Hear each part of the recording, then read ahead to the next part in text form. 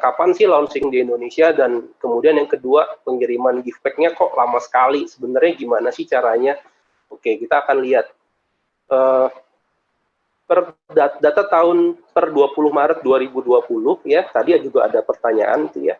Kita sudah ada kurang lebih 100 ribuan shopper ya, 100 ribuan shopper dengan 12 ribuan PS ya. Dan baru ada 225 AM dan baru ada 25 ETI. Masih jauh banget Bapak Ibu. Kalau tadi dilihat ya, yang pengguna Tokopedia berapa? Ada 140 juta. Ini kita baru 100 ribuan gitu ya. Ini data Maret sih, mungkin sekarang pasti akan lebih banyak lagi, tapi tetap masih jauh banget gitu. Peluang bagi kita masih sangat terbuka lebar Bapak Ibu ya. Dan kemudian update ya, withdrawal cashback saat ini sudah bisa dilakukan setiap hari Selasa ya, setiap hari Selasa minimal 500 ringgit, minimal 500 ringgit. Ya, jadi kalau tadi setiap ajak orang itu Bapak Ibu dapat 50 ringgit, jadi kalau Bapak Ibu sudah dapetin 10, itu kira-kira itu sudah bisa withdrawal, seperti itu ya. Jadi paling nggak begitu naik AM itu sudah bisa withdraw. Nah, kemudian dijadwalkan open layanan shopping ini di bulan Juni atau Juli 2020 Bapak Ibu. Sebenarnya tadinya akan lebih cepat ya, cuman karena kita sama-sama tahu kita sedang ada musibah corona saat ini, dan ya kita doa aja mudah-mudahan ini nggak berlangsung lama, sehingga tim dari manajemen Pingo di pusat itu bisa segera ke sini dan bisa selesaikan urusannya, sehingga kita bisa buka layanan shopping ya di bulan Juni-Juli. Ini udah banyak banget sih yang nanyain, karena udah nggak sabar yang pengen dapetin cashback belanja tadi, seperti itu ya. Oke.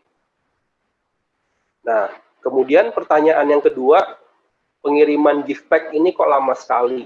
Nah, kita mesti lihat ya bahwa pengiriman gift pack pada periode pre-launching ini ada 3 proses Bapak Ibu. Ya, pertama ini adalah transit, kita sebutnya transit yang pertama ya. Transit pertama ini gift pack dari kantor Pingo ini dikirim ke gudang tim kita di Selangor ya, dikirim ke gudang tim kita. Jadi kita sewa gudang di situ untuk menampung barang-barang yang dikirim dari kantor Pingo ketika dia upgrade. Nah, timeline pengirimannya ini adalah sesuai dengan yang ada di aplikasi. Jadi ketika Bapak Ibu upgrade, kan di situ ada delivery time-nya ya, ada yang misalnya 18 sampai 22 hari. Nah, itu yang dihitung di situ Bapak Ibu ya, itu yang di transit 1. Nah, kemudian setelah jumlahnya ini mencapai jumlah tertentu gitu ya, sudah cukup banyak, itu akan dikirim dari gudang ke rumah leader masing-masing ya. Rumah leadernya ini kurang lebih makan waktu 3 minggu. Tapi ini kalau dalam kondisi normal ya Bapak Ibu, di mana pada kondisi saat ini kita nggak bisa berbuat apa-apa karena Malaysia sendiri juga masih lockdown sampai dengan akhir bulan ini kalau saya nggak salah, dan itu bisa jadi masih diperpanjang lagi karena udah 2 kali diperpanjang. Mungkin kalau tadi ada teman-teman yang dari Malaysia mungkin bisa confirm hal ini ya, mungkin bisa seperti itu, bahwa ini masih kondisi lockdown.